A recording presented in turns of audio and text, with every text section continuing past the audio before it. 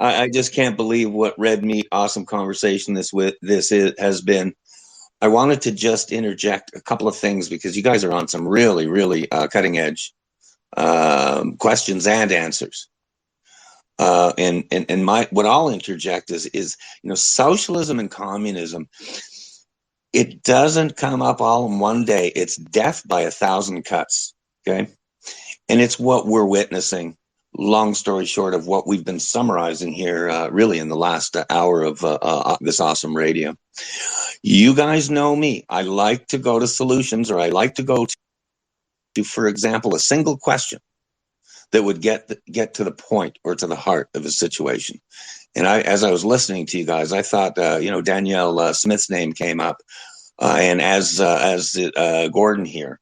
I've been listening to not every word, but a lot of words and a lot of programs, a lot of principles that she's been putting out in the last couple of weeks.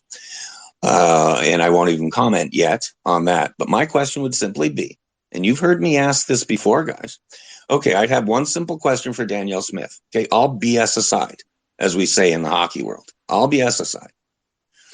If over 60% of registered Alberta voters today voted for Alberta to become the 51st state of the United States, and we could do it, no objections, okay, no complications here.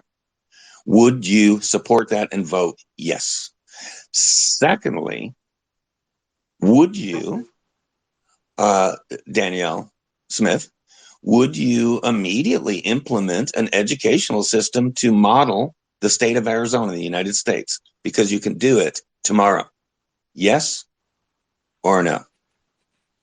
And then number 3, and this was featured on page 31 of that happy book, everybody, Why I Came to America and What I Think Now, where I addressed healthcare. And this, I didn't even know when I published this chapter, which has got rave reviews, amazing reviews. I never even heard of MSI, Val, so I was as much educated by Gordy's feedback. But once again, we go to a Greg's List solution, and that is this. Returning to the MSI type of business model, and hand in hand of what Gordy identified earlier about school vouchers, is that the key is to have the government money follow the parents or the patients. In other words, get rid of the middleman. And literally deal directly with the parents, and including the funding. Cut the fat. And there are existing models out there. Here's a little scoop for people. I've researched it heavily, and I dealt with them for 3 or 4 years myself.